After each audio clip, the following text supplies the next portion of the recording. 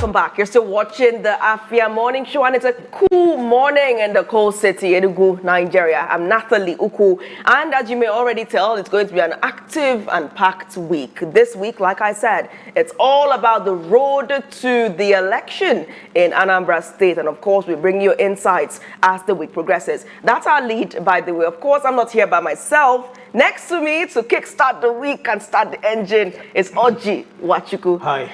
Good Oji, morning. good morning. Your flowers. I give it to you, your flowers. Oh, wow. Well, I already had them. So, Wow. More clocked your tea. Well, I give it to you, your blazer. Thank you very much. Good morning. Good How morning. was your weekend? Fine, good morning. Let's just keep saying good morning. How are you? Then I'll ask you again. Good morning. It is state and Anambra State. Which do you prefer? I think we'll get to that. The conversation is juicy. I don't want to start, so no, I don't. Like in your because I just saw that if you're going to create a city state, so we're living in Enugu, Aniri, Oji River, and Ogu. Well, Whoa. I know you advocate for Ogu. You know why you're advocating for. I know you went to Ogu this weekend. Okay, so you got some polls, some box pops, yes. Well, Wow. of course, we know that mixed reactions have trailed the National Assembly's, of course, the Joint Committee on Constitutional Review to approve a new state in the Southeast region. Mixed reactions have trailed that development, and of course, we're going to look at that as we assess dailies today. We're joined in the studio by Afia TV political and economic correspondent, Namdi Obaya. Namdi, welcome back. We thought you had left for good. Thank you for coming back. Good to be back. Good to be back. Good morning. I had to go and, catch up. I remember what Lagos was like.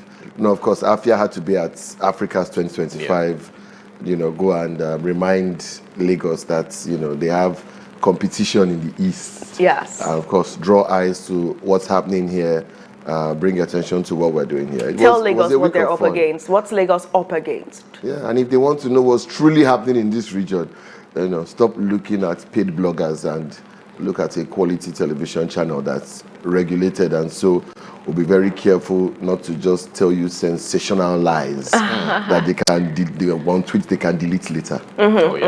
Well, that's true. But that trailed the conversation, in the conference on, Yes, vital. There was a lot of talk about that, and there was also a lot of people.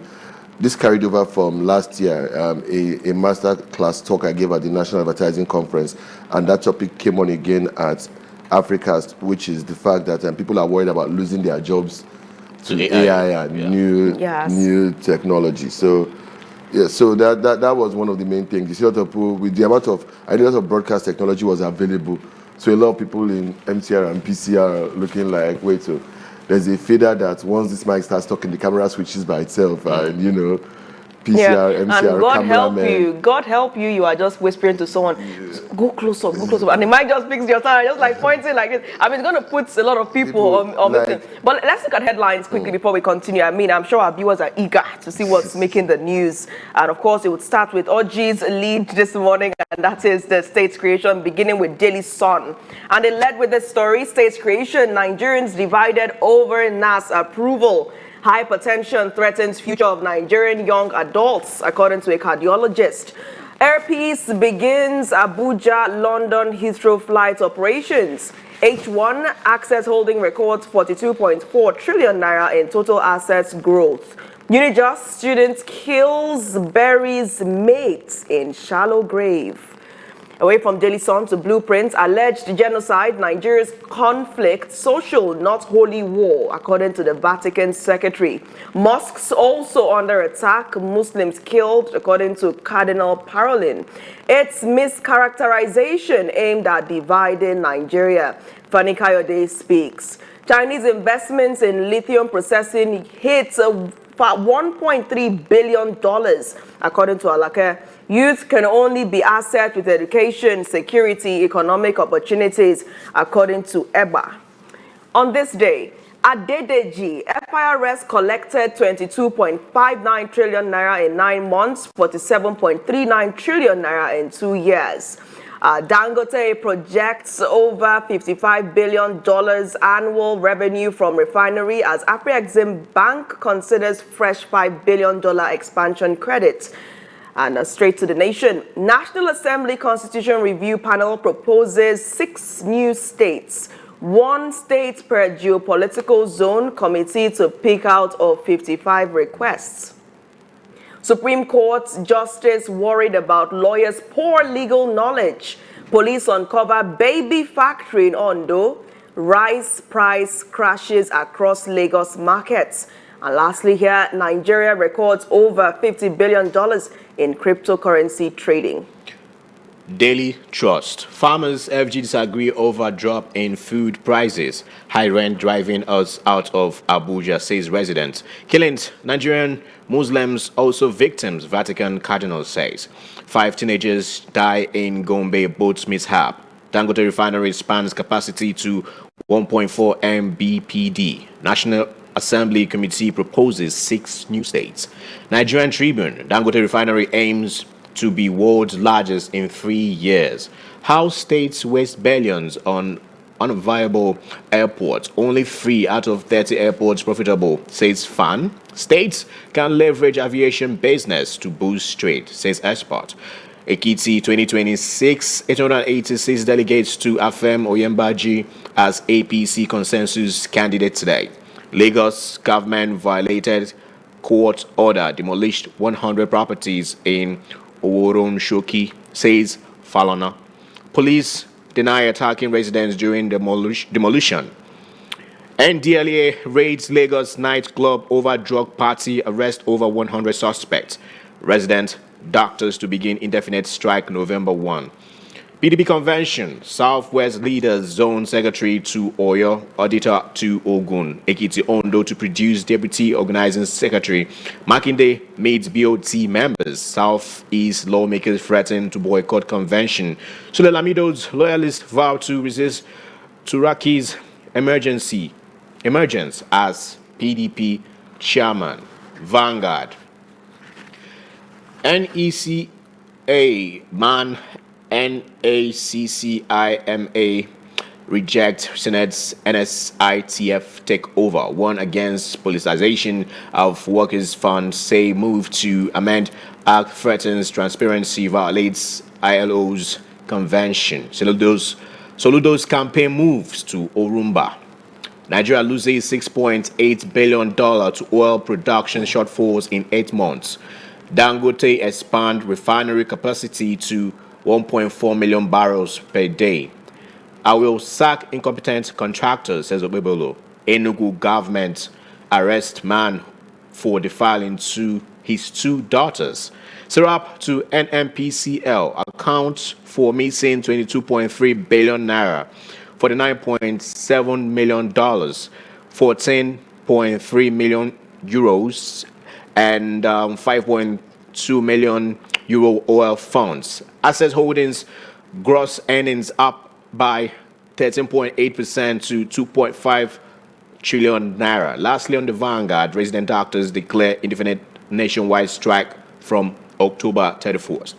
And moving over to the last one right here, the Punch. Under Buhari, Tinubu, 500 generals forced out despite rising insurgency. Ex-generals warn of crisis as Buhari, Tinubu heirs lose young generals to early retirement after shakeups. 2027 Abure OT LP factions at war over OB-ADC pact. Economic recovery has begun, says Edun. Delta deploys Airbus A330 to 900 NEO on Nigerian routes. CBN pumps $1.25 billion into fuel import orders in 3 months. 5 pregnant Ondo girls rescued from baby factory. And lastly, Soludo's 1 million naira promise to voters to curb apathy, says APGA. All right, thank you for those headlines, Oji. You're welcome. Of course, we'll start from the one front and center of Daily Sun that speaks to state creation. Nigerians appear divided. Some are pessimistic altogether, Namdi. Some people feel like this whole idea of state creation is an idea, the NAS grandstanding, that they know it's not possible, that based on the constitution it's not possible, that it's just a way of trying to get people to keep quiet and, you know, to distract them. While some other people like a former Enugu State Governor actually support it and is appealing to other people to support the call for a new state in the southeast, that this has been a long-standing issue. Now, before we get to the debate on which of the states we want, how do you feel? How feasible is it? Is the joint committee of the NAS just grandstanding? You know, that comment, I think, came from Chukwuma Soludo. He was the one who said that they are grandstanding. And his worry is that our state creation in Nigeria has mostly been by military fiat, meaning the Provisional Ruling Council and the military head of state could just decide we want to create these states. Under a civilian government, creating a state requires 2/3 of the state house of assemblies in the country. You know, that kind of a they must agree. And, you know, 2/3 of the national assemblies in the states, then you now get your majority in the National Assembly at the House of Reps and the Senate. And I think the question Chukwuma Soludo is raising is that if you look at the way it is now, you have from northeast, northwest, north central, you have 6, 6, 7, 7 in northwest. In the southeast, you have 6, 6, 5, 5 in the southeast. So you have 19 in the north, 15 and 17 in the south. And if you were to add Abuja, which is in north central, you have 20 in the north, 17 in the south. And it's saying that that simple mathematics, the north basically is deciding whether or not there should be a new state and where it should be. And if they want to block it, they will block it, because the number of local governments you have from regions determines the amount of delegates you send to primaries. And that has always been the undoing of places like the southeast, because with 5 states and few local governments, delegates at national conventions have little or no impact in deciding who becomes something like head of state, because their votes never really carry weight, and people tend to, you have to lobby and beg those in the north because they are carrying a block of the votes of local governments, the same local governments that, as far as I'm concerned, are inept and inactive, money grubbing. No, I'm not just sorting them. Let me give you a crazy statistic. Only 8 local governments in Nigeria have functional websites out of 774.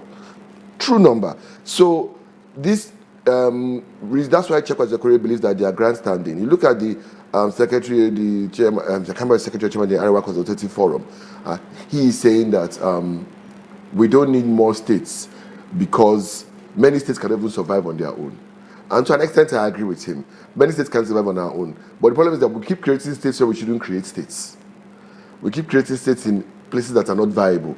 And places that are viable, you don't create states. So where is viable land? Without sounding biased, you've already said it. If you translate what you said to Igbo, Anioma, really, actually is viable land. So, and the reason is simple: agriculture, finance, and the fact that its position puts at a logistic hub to the southeast. Already it has an economy that is ready to run itself. It already has hospitality, it has real estate, everything needed to run itself. The problem is that I don't think that's what they're looking at when they're looking at state creation. We're looking at tribal sentiments and all that. There are different reasons why, and people, and I've always told people, if you're going to create another state in the southeast without adding more land to the southeast, then you're not doing the southeast any favor. You're basically taking the same cake and just giving people smaller slices. It adds nothing to the value of the southeast. There's a whole chunk of land that can be added to the southeast equation, that if there's any strategic southeast alignment, there are more resources available. Is it as much of a land issue as it is a representation issue? Both of them. The reason being that outside of the southeast, Delta North is the only place you have 100% indigenous Igbo population, and it's larger than a lot of states. So there is no there's no reason why it was not created before for political reasons, political reasons. That's why the story was, okay, let's make it about the capital. Because in reality, if you were to create a Delta state, Warri should have been the capital. It was more vibrant then, the oil and gas was there.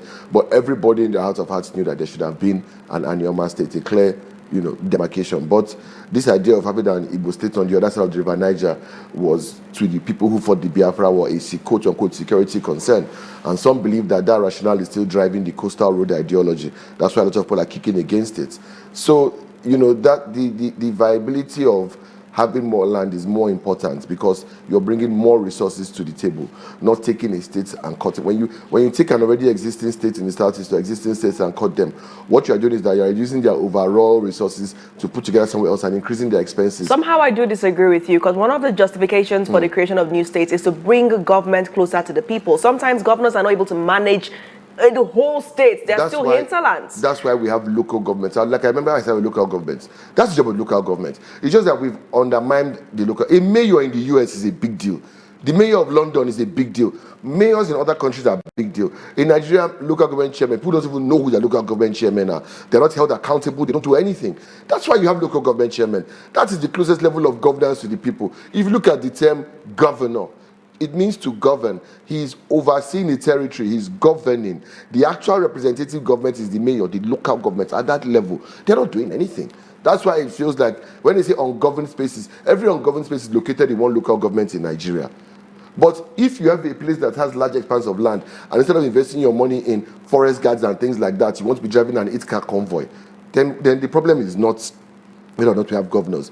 The truth is, how much are the states making? And when you cut out from already existing states in the southeast, what you're doing is that you're creating a new administrative block: governor's salary, deputy salary, all the SAs, SSAs, SPAs, and PAs, all the commissioners, all the state House of Assembly members. All these people have grandiose salaries and allowances. They have bulletproof cars, they have SUVs, they have houses, they have all sorts of allowances, and all of them have their SSPAs, SSAs, and SPAs.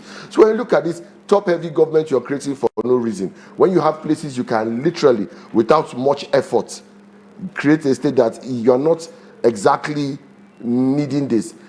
I look at, if you want to cut a state like Enugu, what are you cutting? Where are you cutting? If you're creating, you look at a city state or other state, what exactly is the you look at administrative, financial, cultural, land. What is on ground there?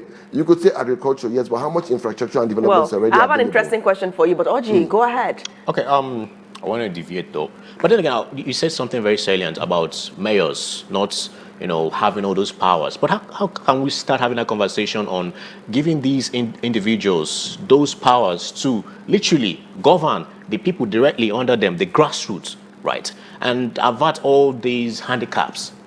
What? They have all the power. But it seems like they are just... I just say, imagine the handicaps No. they have with their financial autonomy. Many of them are just incompetent. And I say this because I've seen competent local government chairmen. And when you see a competent local government chairman, you will know. Before I came to Enugu, I lived in Ikoyi in Lagos. Ikoyi LCDA chairman. I'm not campaigning for him. He's not in Enugu. So his name is Fuad Atandalawal. And I call his name because I saw a young guy really do the work of someone in charge of an area. He addressed real issues, did real work, and he's not collecting more money than the other local government chairmen. Everybody's collecting their own money. Everybody's collecting shop money from traders, money from shop, money from garage. They're selling tickets every day. They collect their IGR directly from the federal government into billions of naira. What are they doing with it? Collecting chieftaincy title and maybe new wives. Nothing else. They should come and tell us what they are doing. Because the truth is, if they are the people closest, the only handicap I can see that they have is the fact that because we don't have state police, in other countries, when you have state police, the police departments are run by the local governments. But are you telling me that it's these local government chairmen that spend money just dashing cronies and tarring 800 meters of road over 4 years? All right. That are the people that want to do it? Let me just come into still in line with this, because I know we have to leave this conversation. And I know it's very sensitive what I'm about to say, because nobody's going to say, no, don't give me more land. The Southeast, lots of Southeasterners would align with needing more land. So any conversation that says, no, it's not a land issue representation, surely it's going to get the backlash, because nobody wants to reject land, right? Good. So my question is coming from this angle.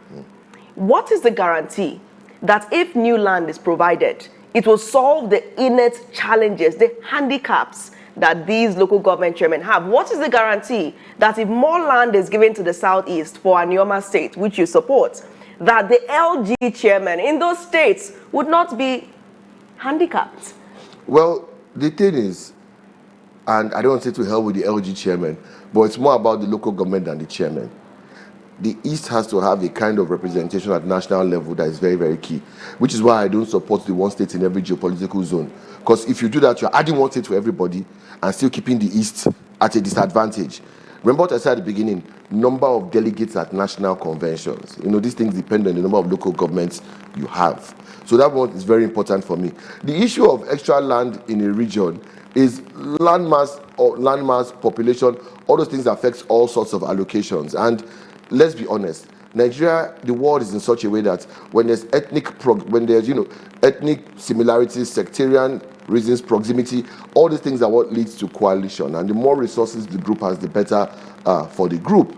There are already some complaints. Nobody's being accused, but you have these complaints, particularly from those in Anambra who are building houses in places like Asaba, that their houses are being victimized, are being demolished, they are being victimized because the government in power is not Igbo.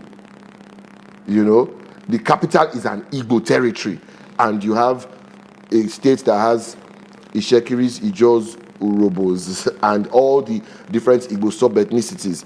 So even if that is not true, it has created that impression can be created because of that kind of diversity.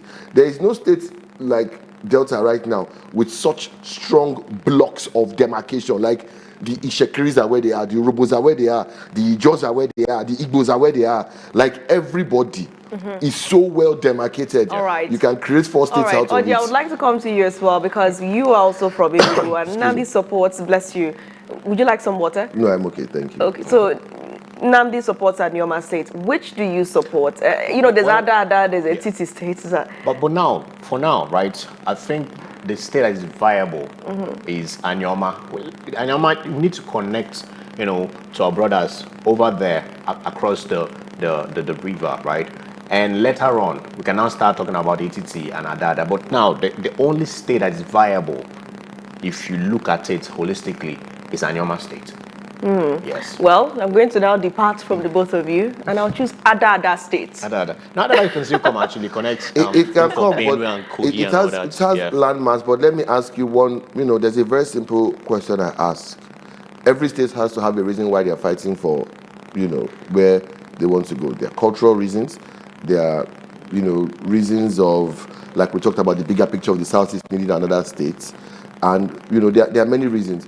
If I were to sit down and look at a, comprehensive plan, yes, Adad has agriculture, and yes, it has a lot of empty open land. But if we're talking of a state right now, even a Titi is more ready, for the basic reason that one very important thing is, logistics, its positioning.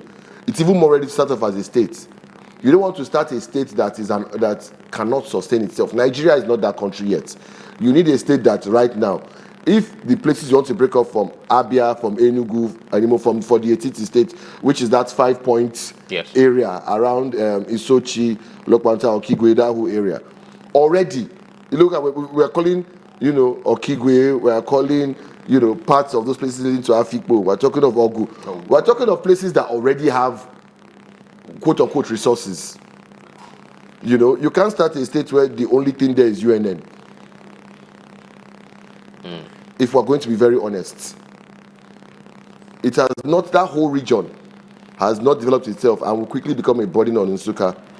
That's the honest truth about it. I think this is more of culturally tagged, So let's move over to the Punch. Under Buhari, Tinubu, 500 generals forced out despite rising insurgency, by the way. This is very sensitive, Nnamdi. So I would ask, right, Major General Shaibu, this new COS, right, and definitely every other member of this institution is going to be retired, right? And they're stating also that why always losing these generals when we are even facing insurgency? And I beg to ask this question. The coup that was rumored, do you see somehow true in it, or is still a hoax? The coup was a distraction for them to achieve what they want to achieve. It's possible that there are people who have sat down and said, we are not happy with this. Let's be honest, we've seen grumblings, particularly from the north, about the Tinubu administration legalizing everything, and people will discuss their options, including the military. Excuse me. Let's not even forget that before the elections, there was talk of like what happened in Mali, Senegal, Burkina Faso, Niger, and at that point in time when the election had just finished, many people were so bitter that they were willing to welcome the military. We saw that happen in Madagascar too, recently. So I guess President Tinubu is looking like, look, this just happened in Madagascar. It had already happened in the ECOWAS sub-region, So maybe if there are low rumblings, let's nip it in the bud before it grows. But you have to understand that whenever a new chief of defense staff is appointed, or they have classes at the NDA, and if they retire you, the next person coming is of a lower class. Everybody at your class cannot now be answering to their junior. You cannot be taken. So when you do that, you are retiring a whole batch of people. So it's a ridiculous thing that happens, because a lot of times we change our military chiefs for political reasons, for ethnic sectarian reasons, not even for performance reasons. Because we've seen people who were effective like Ihe Jirika being removed, and we've seen people who were incompetent being given extra stay. So it's when you're doing the wrong thing for the wrong reason, you will achieve the wrong outcome. Except in mathematical multiplication or division, negative can never give you positive. Okay, so now taking it to the nation away from the states that is for the Southeast, we're also seeing the National Assembly Constitutional Review Panel proposing 6 new states. Yeah. And this is now going to up the states in the other regions in Nigeria, up and make them even more uneven. Because if a region already has 6 states, and you're adding another one, that's 7. So the imbalance continues. I mean, is this excessive? Is it excessive that we shift away from just looking for how to equalize the Southeast relatively with other regions apart from the Northwest, that we now start to think of how to further continue the imbalance by proposing 6 states, 1 state per region, when we're just trying to seek more representation? Is it not excessive? Not only is it excessive, it's ridiculous. And ridiculous to the point that when I was talking of states that are not viable, you are able to get more viability out of the South. Ibadan, a place like Ibadan can become a state from Oyo State. I would reckon with that and say yes, it's possible. But when you look at the North is the one place where they should be backward integrating. A lot of states are not viable. Let's be honest, a lot of states are not pulling their own weight. Every year you look at the poorest states, the lowest IGR, everything comes from particularly the Northwest and Northeast. So the question now becomes, what are you making again out of these states that are 70% Sahel, Savannah, and deserts, that are not producing anything, that half their population are grazing in other people's states? What exactly are you creating from there? You're just creating a new political class to take money from the federal allocation and share among themselves and reduce allocation going to other places. So the truth is, instead of expanding this, they should be backward integrating some states. I know I might be called out for this, but if I had my way, I'd backward Zamfara and Kebbi back into Sokoto. All right. What is the government of the day? What is the economic relevance of Yobe State? Well, I think it's a way to continue the imbalance. I mean, I find it shocking that the Southeast is just looking for how to equalize, but you have some of these panelists, proposing another. Everybody's there. I can't blame them because they're all there protecting their interests. If the representatives from the Southeast, in the last how many years, we've only heard Senator Baribe and recently Osita Ongu. Everybody else from the region at the National Assembly seems to be mute. Okay, my apologies. Delta North Senator Ned Woko too has been leading for state, for the state. He even is one of the main people that leads this fire for the whole state creation. Actually. But if you take out these 3, what is everybody else doing? From this region? Where are they? Question. Anambra has 3 senators. What do they do? Ebonyi has 3 senators. What do they do? Osita Angu is one of 3. Where are the rest of the Enugu senators? Taking a break from his campaign, seeming campaign in Abia State, we also see that the Deputy Speaker, Benjamin Kalu, is at the fore of this. I mean, all of this news, he's one of the people cheering, of course, pushing and championing this cause for new states. I mean, that's taking a break from his activities in Abia for a while, back to what he's supposed to be doing with the constitutional review. Which state is he campaigning for? That's the big question. Benjamin Kalu will not campaign for anything that does not personally help him. The same way his colleague from Imo was campaigning for Olu State, because these are personal interest things. So what I would say is this: Benjamin Kalu suddenly pivoting to state creation. I guess after he was told to write his will if they come and rig in Abia State, and he saw that there was, rather than pushback, there was support for the people of Abia for their governor's statement, and he's looking at the fact that general likability, he might need to do something else. So maybe pivot to where it's a more popular topic and gain some ground with maybe, even if not the people, the Igbo elites. If you can't get the Oha, get the easy, So it's just politic, and I think Benjamin Kalu has shown his hand. He has shown his interest, his personal. You only see him in the region when Tinubu is touring. That's when you see him in the region, and he's supposed to be the number 6 man in the country, and by ranking, probably the highest ranking Igbo man in Nigeria.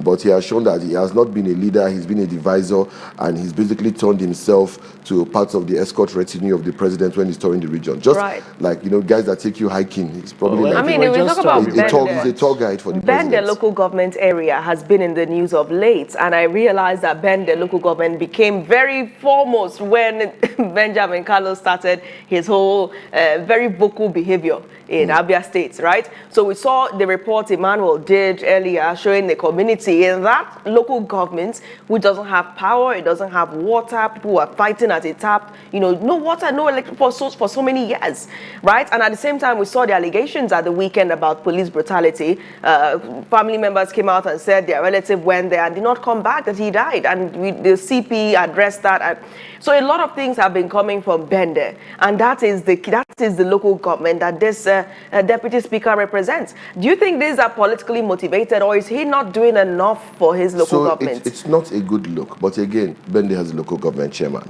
What's that one doing? Well, what's his own job? He's the one that is there. He's the one that should be addressing these things. Where we can fault Benjamin Carlo is that in the House of Representatives, you're meant to attract projects to your region. And we've seen the nearly collapsing incomplete, maybe it's 4-meter bridge that he did over a small canal. A lot of the things he has not attracted any major federal project to bend the local government.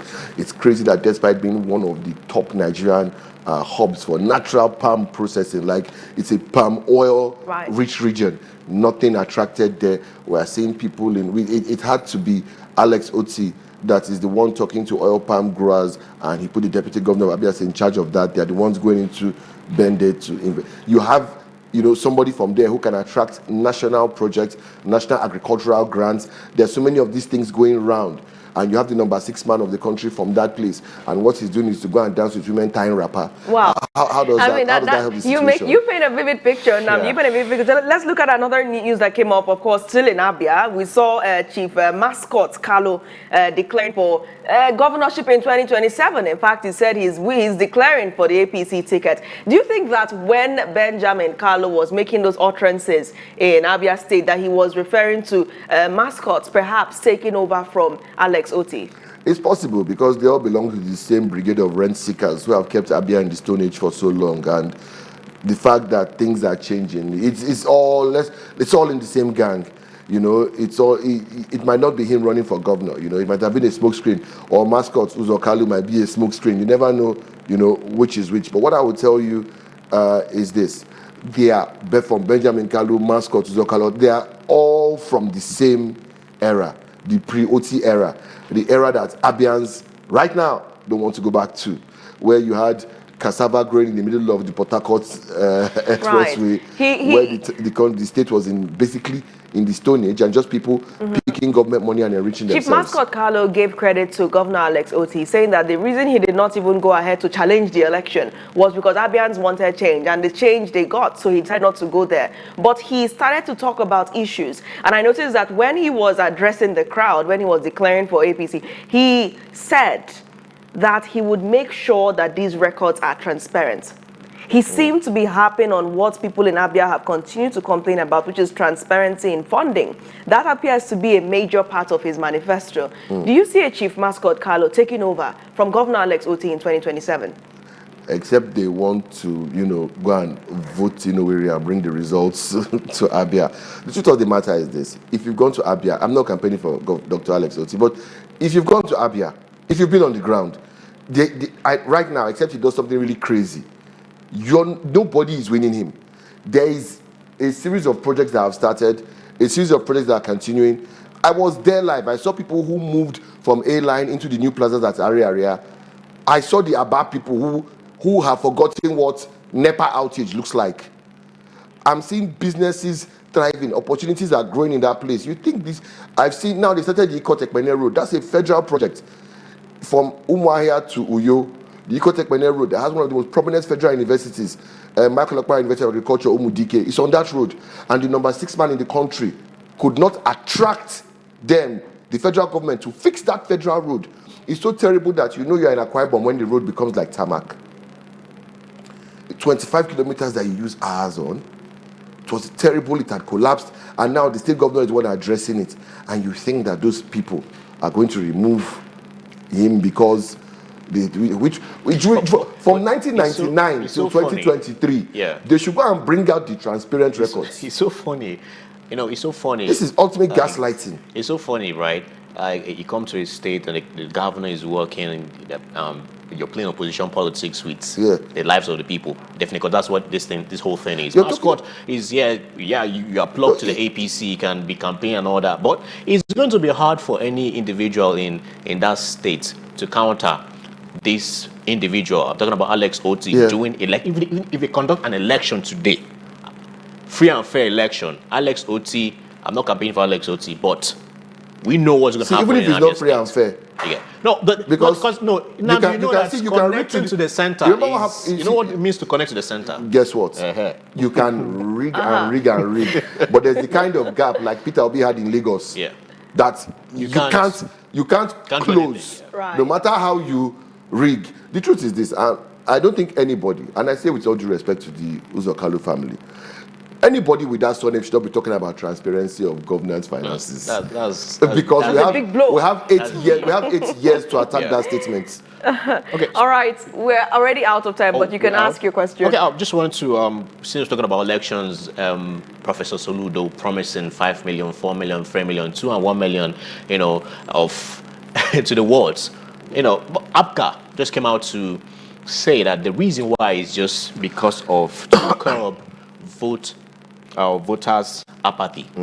And we know in electoral acts and INEC rules prohibits inducement to procure votes. So how do you reconcile this act by Professor Soludo? So he wants to curb voter apathy with vote buying.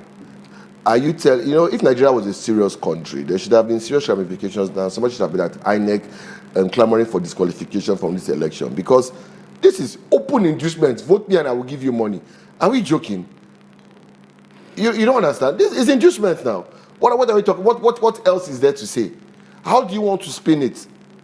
How do you want to turn it? Nigeria is not a serious country, so we're going to talk about it. I guess no, it's not what it is. He was talking to his own party. He was talking to people that already voted for it. So. Is Professor Soludo that popular? I'm not in Anambra, but I'll say this. There's always the power of incumbency. Wide. Okay, Namdi, I mean, we could go on and on. We can turn this into Nigeria Kwenu or Enugu Kwenu. Well, one day I'll have you in Enugu Kwenu to explain what happened to my big brother, Nigeria Kwenu. We'll talk about that. We'll talk about that in the Green Studio. All right, thank you once again. Right, the morning show returns, and when we come back, we'll take regional stories. And don't forget, at 9 a.m., we'll be talking to Dr. Mefor, the Anambra State Commissioner for Information, as he clarifies what the governor meant when he said that he would give the ward a certain amount of money if they come out, if he wins in those wards. We'll find out if this was him being misrepresented or if it was inducement. So don't go anywhere. The monitor returns shortly. Stay tuned.